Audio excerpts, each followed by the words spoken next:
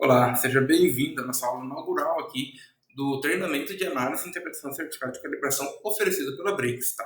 Primeiramente, gostaria de agradecê-lo pela preferência na Brix, tá? Agradecer por estar nessa aula inaugural. Hoje, a Brix tem mais de 20 anos de experiência dentro da área de manutenção e calibração de instrumentos de medição. É bastante tempo atuando dentro dessa área, fazendo vendas de instrumento, então temos bastante experiência com instrumentos de medição, tá bom? Bom, eu preciso me apresentar, tá? Meu nome é Wesley Caria, sou gerente de qualidade aqui da Brix, trabalho há quase 7 anos, mais de 7 anos, em laboratórios acreditados pela CGEC, então laboratórios que seguem a ISO 17025. Também já trabalhei na indústria, sendo o responsável por instrumentos de medição, então estou acostumado tanto a fornecer serviço de calibração, quanto precisar de serviço de calibração. Tenho experiência com ambos os lados, tá bom? E, como eu disse, já trabalho há mais de 7 anos em sistemas de gestão da qualidade dentro da ISO 17025. Tenho bastante experiência dentro dessa área, tá? Primeira coisa que eu preciso passar para vocês seriam os objetivos, né, desse treinamento, tá bom? Bom, o primeiro objetivo é aquilo que dá título ao nosso treinamento. É analisar criticamente o certificado de calibração. Então, até o final desse treinamento, nós vamos poder olhar um certificado de calibração, ter em mãos e entender cada item dele, tá bom? Dentro desses itens, nós vamos entender a tabela de resultados, onde está expresso o erro, incerteza. Vamos entender o que é o erro, o que é incerteza, o que são esses termos que parecem uma língua estrangeira. Também vamos poder entender o que é rastreabilidade metrológica e por que ela é tão importante para nós, tá bom? E, como um bônus, né, vai ser entregue também uma ferramenta para vocês definirem a periodicidade de calibração, tá bom? Algo que é muito necessário. Nós calibramos instrumentos periodicamente, então não calibrando o instrumento agora, ele vai estar até o final da vida dele bom. Não, de tempos em tempos. Periodicamente nós recalibramos novamente esse instrumento e nós vamos conseguir entender como que eu faço para determinar isso. Existem ferramentas que possam me auxiliar, até mesmo normas, tá bom? Bom, terceiro, né, preciso falar sobre a importância da calibração.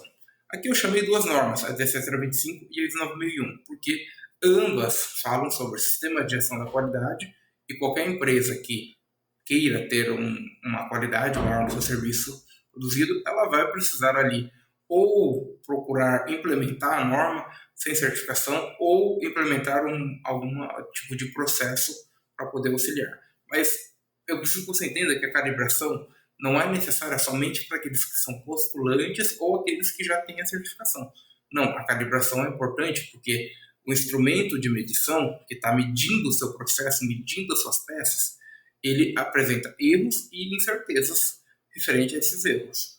Quando você não faz a calibração, você faz uma medição, só que você não tem certeza se essa medição está correta. A única maneira que existe de você saber se a medição que está sendo feita é real, esse valor é verdadeiro, é com a calibração. Então, muito mais do que atender um requisito da norma, a calibração é necessária para passar confiança aos resultados que estão sendo emitidos, tá? Então, imagina que você tem um instrumento, esse instrumento está lá na linha de produção, você está usando ele, só que esse instrumento nunca foi calibrado. Como que você sabe se esse instrumento realmente está sendo útil na linha de produção? Os valores que medem ali são corretos. Você não consegue ter certeza disso sem a calibração, tá bom? Então, a calibração é importante e é muito importante que ela seja feita periodicamente também. Bom, um outro item é o que é um certificado de calibração. Se você é novo nesse mundo, imagino que tenha sido um pouco assustador. Você saber que o cara vem aqui, né, na empresa que eu tô, eu envio o instrumento para ele, ele faz a calibração e depois chega um certificado com um monte de dizer ali. Basicamente, eu vou estar passando com vocês explicando o porquê que existe o certificado de calibração. Ele é um documento ali que registra, né, a condição do instrumento naquela data. Então, imaginando que nós calibramos o instrumento de medição, esse instrumento apresentava um erro X, só que eu não fico somente na palavra da pessoa que calibrou. Não, chega um documento para mim, onde é apresentado esse erro, né, do instrumento e também a incerteza relativa a esse erro.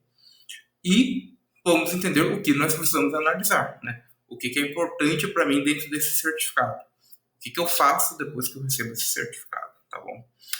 Um outro item que é de suma importância, tanto a ISO 17025 quanto a 9001 batem muito no quesito de garantir a rastreabilidade metrológica, e nós vamos poder entender o que é rastreabilidade metrológica, quais são os conceitos envolvidos dentro da área de rastreabilidade metrológica e principalmente o porquê que ele é tão importante, tá bom? Então, eu sempre tenho que garantir rastreabilidade metrológica, eu sempre tenho que pedir o certificado dos meus padrões, ou um laboratório acreditado não precisa, como que funciona tudo isso.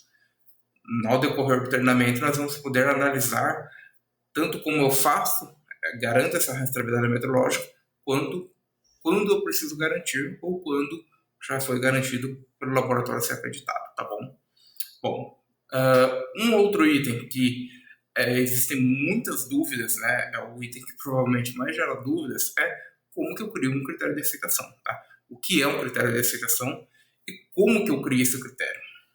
Aqui vai ser um dos pontos que nós vamos ter um foco bem grande, que é o quê? O critério de aceitação, a ideia dele é basicamente o quê? Eu tenho um instrumento, ele mede um processo. Como que eu sei que esse instrumento está adequado ao meu processo e quando vem o laboratório calibra esse instrumento, como que eu garanto que ele continua atendendo o meu critério de aceitação e eu posso continuar usando ele para medir o meu processo. Então, vamos passar ferramentas para vocês entenderem como que é feito, criado o seu critério de aceitação, se você já tem, ou como você pode até mesmo aprovar ou reprovar um instrumento ali, tá bom? Aqui vai ser passada uma ferramenta mais geral, tá? Onde pode ser aplicada em todos os instrumentos possíveis, desde os instrumentos que são mais simples quanto aqueles mais complexos, tá bom? Então, imaginando que você tenha instrumento, eu tenho paquímetro, micrômetro, eu tenho pressostato, eu tenho balança, eu tenho diversos tipos de instrumento. O modelo que nós vamos passar aqui de como criar um critério de aceitação, a ferramenta em si, ela é aplicável em diversos tipos de instrumentos. Provavelmente em todos que você tenha aí na sua organização, na sua empresa, tá bom? E também vamos conversar um pouquinho sobre a portaria 157, que é a portaria sobre instrumentos de pesagem não automáticos do Inmetro, ou balanças, tá bom? Existe uma portaria que fala sobre o erro máximo admissível, tá? Que uma balança pode ter, que um instrumento de pesagem pode ter. E muitas pessoas acabam utilizando ali a própria portaria como critério de aceitação, por exemplo, uma balança, o que é um erro, tá? Porque a portaria, ela passa ali, a função dela é passar uma regulação metrológica sobre o instrumento de pesagem. Não é, de maneira nenhuma, a intenção dela passar um critério de aceitação para você. Porque o critério de aceitação precisa conversar com o seu processo. A portaria em nenhum momento conversou com o seu processo. Ela é algo generalista sobre instrumentos de pesagem. Muitas vezes a portaria fala que o instrumento está bom, mas o seu processo diz que não está bom. Então nós vamos entender essa dinâmica de como que eu crio aqui o meu critério de aceitação, tá? E como que eu faço para portaria, e como que a portaria pode me auxiliar nisso, ou como que eu posso também ter um critério de aceitação ali mais alinhado ao meu processo, porque é isso que é mais importante para mim, tá bom? E também vamos fazer a análise crítica do certificado de calibração, passo a passo. Vamos abrir um certificado de calibração, vamos ver exemplos ali de certificados que estariam reprovados, certificados que estariam aprovados, tá? Vamos ver como que eu faço essa análise, vou dar metodologia de como você faz essa análise, como que você registra que você fez essa análise de diversas maneiras, tá? Mas ali eu vou passar algumas para poder auxiliar vocês a fazer esse tipo de análise, tá bom?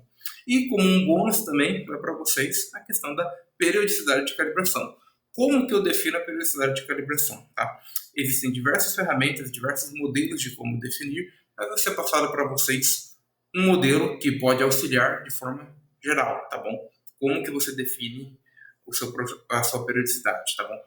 Aqui existem normas que podem ajudar, aqui existem documentos orientativos, seja do Inmetro, seja de órgãos metrológicos internacionais, mas nós vamos passar um modelo generalista para poder ajudar, independente do tipo de instrumento que você tenha, tá?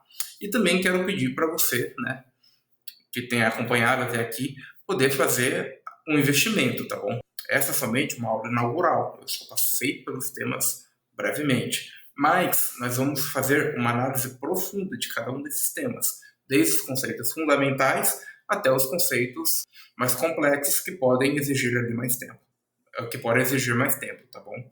Então eu vou pedir agora para você